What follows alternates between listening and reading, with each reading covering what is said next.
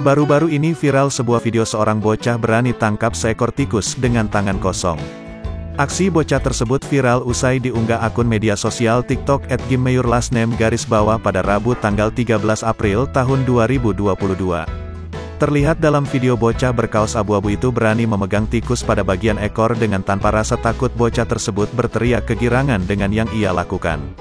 Warganet banyakan yang takjub sekaligus heran dengan aksi berani anak kecil menangkap tikus yang ukurannya tak bisa dibilang kecil tersebut.